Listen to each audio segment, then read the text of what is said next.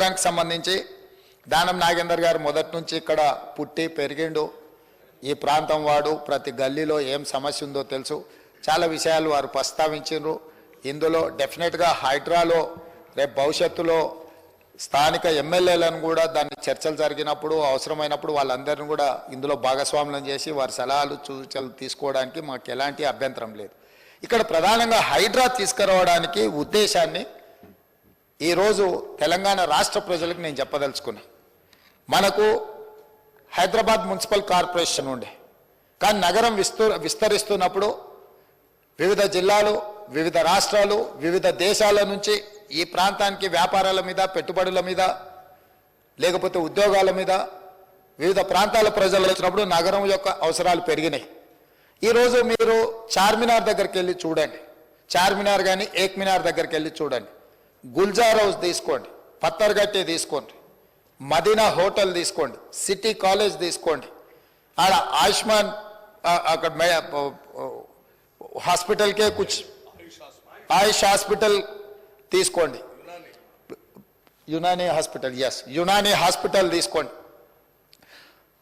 మీరు ఏదైనా అవసరానికి ఎక్కడి నుంచైనా వ్యాపార రూపంలో కానీ లేకపోతే ఇతర కొనుగోలు విషయంలో బేగం బజార్ విషయంలో కానీ మోజంజాయ్ మార్కెట్ కానీ మీకు ఫ్రూట్స్ కొనాలంటే మోజంజాయ్ మార్కెట్లో దొరుకుతుండే, రకరకాల పక్షులు కావాలంటే కబూతర్ ఖానాకి వెళ్తే దొరుకుతుంది, మీకు రకరకాల రాళ్ళు వీటి నగిసీలు చెక్కడానికి పత్తర్గట్టిలో ఉంటుండే, అక్కడనే మీకు బట్టల కోసం మన కాడ వ్యవస్థ ఉన్నది, మీకు గాజులు లాడ్ బజార్ చుడియా అంటే ప్రపంచంలోనే ప్రసిద్ధిగాంచిన డిఫరెంట్ డిజైన్స్ మహిళల్ని ఆకర్షించడానికి అక్కడ రాజస్థానీ బిహార్ నుంచి వచ్చిన కార్మికులు అక్కడ చుడి బజార్లో మీకు అక్కడ దొరుకుతాయి. గుల్జార్ హౌస్లో అధ్యక్ష ఈరోజు కూడా ప్రపంచంలో ఎక్కడ ఏ నోటైనా ఉండని, ఎక్కడైనా చెల్లని, రిజర్వ్ బ్యాంకులో కూడా చెల్లదో కానీ మీరు ఎలాంటి నోటు తీసుకెళ్ళినా గుల్జార్ హౌస్కి వెళ్తే ఆ పక్కనే కొన్ని షాపులు ఉంటాయి, మిమ్మల్ని ఇమ్మీడియట్గా తీసుకొని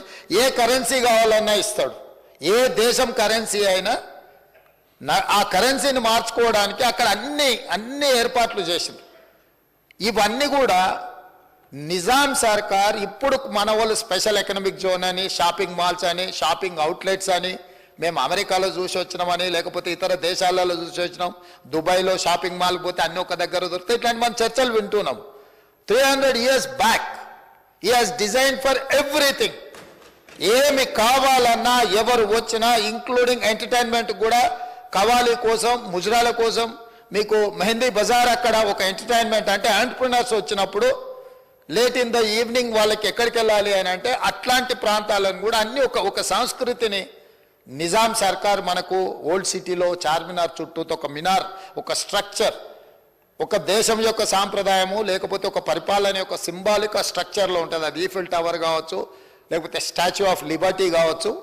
ఇట్లా ప్రతి నగరానికి, ప్రతి దేశానికి ఒకటి ఉన్నట్టు హైదరాబాద్ నగరానికి చార్మినార్ ఒక symbol of our culture. So ఇట్లాంటి గొప్ప చారిత్రాత్మకమైన కట్టడాలతో పాటు మీరు చూడండి 7 tombs, అక్కడ 100+ స్ట్రక్చర్స్ ఉన్నాయి. 7 tombs అని వాళ్ళు 7 మంది కులీ కుతుబ్ షాహీ కుటుంబాలకు సంబంధించిన సమాధులు ఉన్నాయి కాబట్టి 7 tombs అంటారు. కానీ నేను మొన్ననే అసదుద్దీన్ ఓవైసీ గారితో పాటు నేను పర్యటనకి వెళ్ళినా, అక్కడ 106 acres దాదాపుగా 100 కట్టడాలు, చారిత్రాత్మకమైన కట్టడాలు ఉన్నాయి అధ్యక్ష.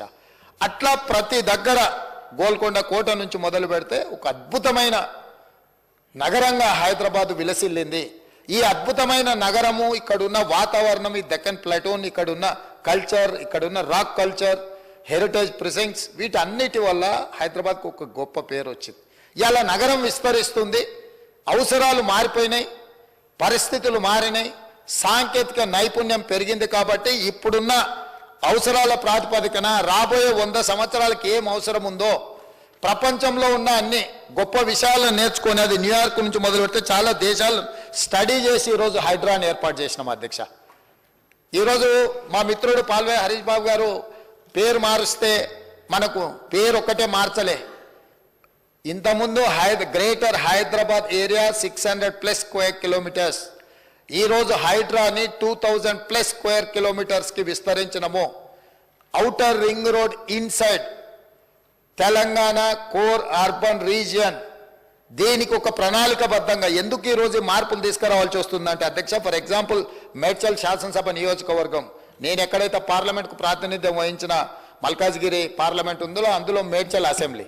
ఈ రింగ్ రోడ్ లోపల గ్రామ పంచాయతీలు ఉన్నాయి, మున్సిపాలిటీస్ ఉన్నాయి, మున్సిపల్ కార్పొరేషన్ ఉంది, జిహెచ్ఎంసీ ఉంది.